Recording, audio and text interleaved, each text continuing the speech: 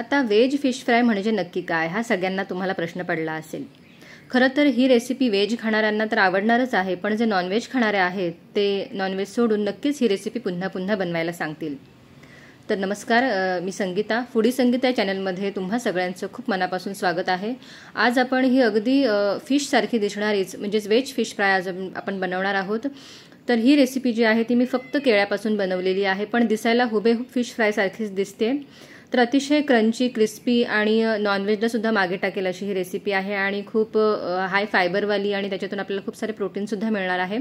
चला तर मग रेसिपीला सुरुवात करूयात। तर इथे सगळ्यात अगोदर आपल्याला कच्चं केळं घ्यायचं आहे आणि त्याचं वरचं सर्व जे साल आहे ते अशा प्रकारे आपल्याला काढून घ्यायचं आहे। आता याचं सगळं साल काढून झाल्यानंतर आपल्याला याचे साधारण लांबसर असे काप करून घ्यायचे आहेत। तुम्ही व्हिडिओमध्ये बघू शकता की मी कशा प्रकारे जास्त पातळही नाही आणि जास्त जाडही नाही अशा प्रकारे आपल्याला हे काप करून घ्यायचे आहेत। त्यानंतर लगेच आपल्याला हे पाण्यामध्ये टाकायचे आहेत, कारण ते बाहेर ठेवले तुम्ही थोडा वेळ तर ते लगेच काळे पडू शकतात।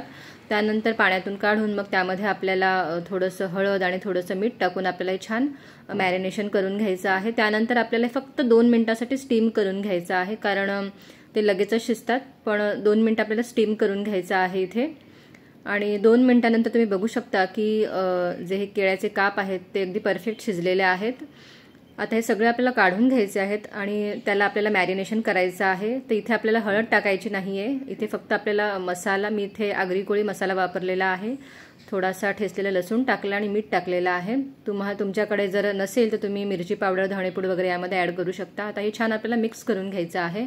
आता आपल्याला हे फ्राय करण्यासाठी इथे थोडंसं तांदळाचं पीठ आणि थोडासा मी रवा घेतलेला आहे आणि त्यामध्ये चवीप्रमाणे थोडंसं मीठ टाकलेलं आहे। तुम्ही यामध्ये हवं असेल तर मसाला सुद्धा ॲड करू शकता आणि हे सगळं आपल्याला छान कोट करून घ्यायचं आहे। तुम्ही बघू शकता की कशा प्रकारे मी हे कोट करून घेतलेलं आहे।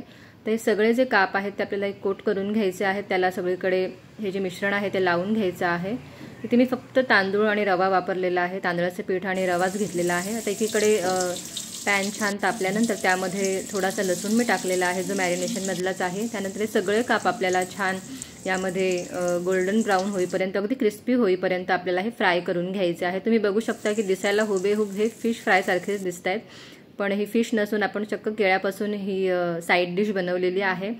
तर ही रेसिपी नक्कीच सगळ्यांना खूप आवडेल। तुम्ही बघू शकता की आपली ही व्हेज फिश फ्राय जी की केळ्यापासून आपण बनवली आहे ती तयार झालेली आहे आणि बघता क्षणी कोणालाही आश्चर्य वाटेल किंवा सगळेजण अडचणीतच पडतील खरं तर, कारण ही रेसिपी आपण म्हणजे नॉनव्हेज नसून व्हेजच आहे। तर अशा प्रकारे आपली ही व्हेज फिश फ्राय तयार झालेली आहे। तर तुम्ही सुद्धा ही रेसिपी नक्की ट्राय करा आणि रेसिपी आवडल्यास रेसिपीला लाईक, कमेंट, शेअर आणि सबस्क्राईब नक्की करा आपल्या चॅनलला। पुन्हा भेटूया अजून छान एका नवीन रेसिपी सोबत। तोपर्यंत हॅपी कुकिंग।